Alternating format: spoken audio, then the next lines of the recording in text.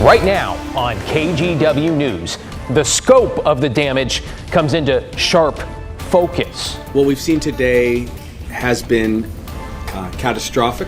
As people in Maui begin to sort through the rubble, Hawaiians in our area wait to find out if friends and family are safe. You feel helpless.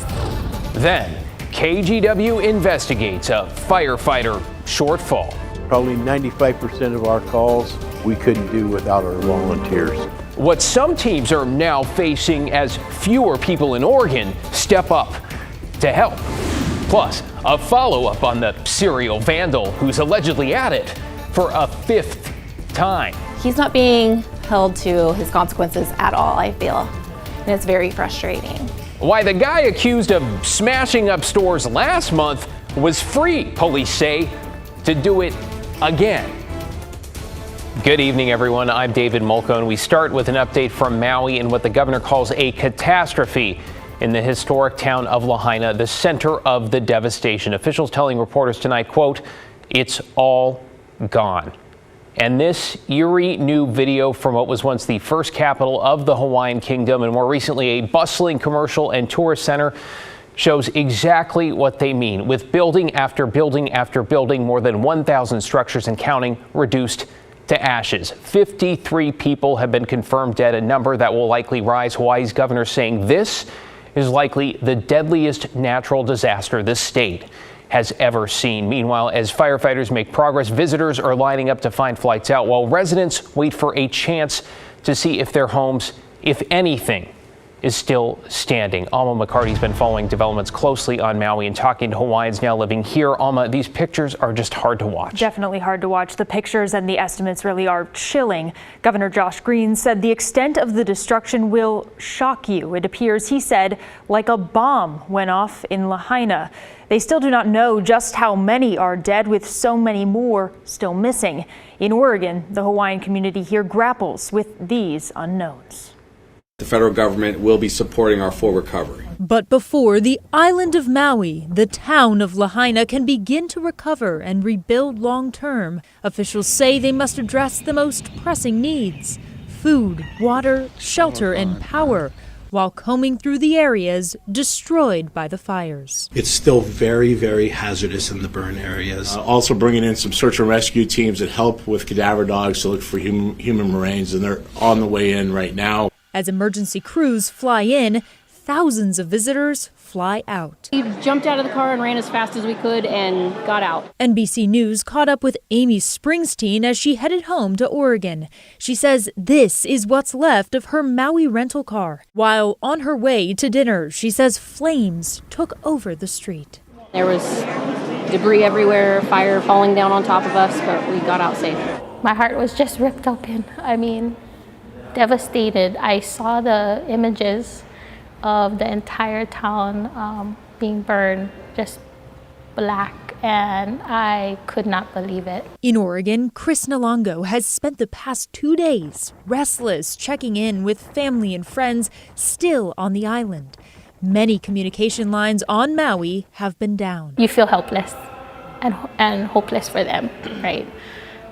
We just sit and wait for updates. As people are being located, we're getting updates on that. But we are still getting updates on people who are still missing and trying to be located. So it's hard. It's hard to carry on knowing that your family is in danger. Despite the tragedy still unfolding, relief efforts started up quickly. The initial reaction was, how do we serve? How do we, and I think that's something that all of our Hawaii people are really doing, right? Like, our first initial is, how do we help? Lealoa Kaula is executive director of Kalo HCC, the local chapter of the Hawaiian Civic Club. They're actively working to effectively support the families who've lost everything, including the homes they've lived in for generations. They're all going to need to rebuild. We need to rebuild Lahaina. So our future, what we're looking for is, how do we help them in the long run? Because Lahaina will rebuild, and they're going to need all of us. Another big need moving forward, supporting the people on Maui who are opening their homes, taking people in. Officials estimate the cleanup will take months. The rebuild will take years. And the cost of it all, billions of dollars. David. Yeah, they'll be counting on community and generosity, and they are only just getting started here. Thank you, Alma. If you have the means and would like to help those affected by the fires in Hawaii, please consider donating to Northwest Response and the American Red Cross. Disaster workers with the Red Cross are on the ground opening shelters and providing evacuees with a safe place to stay. There are several ways to donate. You can text the word FIRE to the number on your screen right now. You can also visit KGW.com. We have more details there. And another option, you can donate in person at any U.S. bank location in Oregon and Washington. Stay with KGW as we continue to follow the recovery and rebuilding. Let's get you caught up on tonight's other headlines, including an updated estimate on the size of the Wildfire that is burning east of Sweet Home in Lynn County. The sheriff's office says it's burned 220 acres, but the good news, crews are starting to get a handle on it. It is now 5% contained. Residents in the area are on level 1 and 2 evacuation orders, meaning they need to be ready to leave if the fire starts spreading quickly. The state fire marshal today sent in 2 task forces to help, including 24 firefighters from Multnomah and Polk counties. To Vancouver, where we just got an update on a shooting earlier today. Police now say it was likely accidental. This was on Northeast 111th Street. Investigators say everybody involved here was underage. One juvenile was shot. We don't know how seriously they were hurt. A 15-year-old was arrested. He is charged right now not with the shooting, but with trying to flee. Police say he took off in a stolen car when officers showed up and then crashed it and then tried to run away. He eventually gave himself up. And Oregon Governor Tina Kotek is launching a task force to try and address some of the issues plaguing downtown Portland. She also plans to co-chair it. The group will focus on clean streets, crime, vandalism, and homelessness, among other things. They're going to meet once a month from August to October and then present recommendations in December. A spokesperson for the governor says some portions of the meetings will likely be open to the public. Let's get to new info tonight out of Gresham, where a serial vandal who's been arrested 4 times for hitting businesses has allegedly struck again. Yeah, the latest video shows Garrett Fine once again, police say, chucking projectiles through windows. Tonight, the latest victims say they are angry, and not just because of the damage. They're frustrated with a system that keeps letting the suspect out of jail. Catherine Cook with the update. Rocks fly, window panes shatter. It's Tuesday morning in downtown Gresham, and police say this guy is at it again. And there was just glass everywhere. Katie Carone owns Opal Salon at the Gresham Town Fair Mall. It's one of 2 businesses damaged in this latest incident. When Katie checked security footage, she was shocked. It was like, oh my goodness, I cannot believe that somebody did this first off, and then I couldn't believe we got such a good picture of him. Gresham police say they know exactly who it was. Garrett Fine. Officers have arrested him 4 times since late June, all for breaking windows at Gresham businesses. And every time, authorities have let Fine go within hours of his arrest. The first few times, the court deemed him a low risk of not showing up for his court dates. Well, he didn't show up. And each time he got out, police believe he broke more windows. After his latest arrest, a judge ordered him held in jail until his arraignment. But he was released because no public defenders were available. He's hurt a lot of small businesses in our area.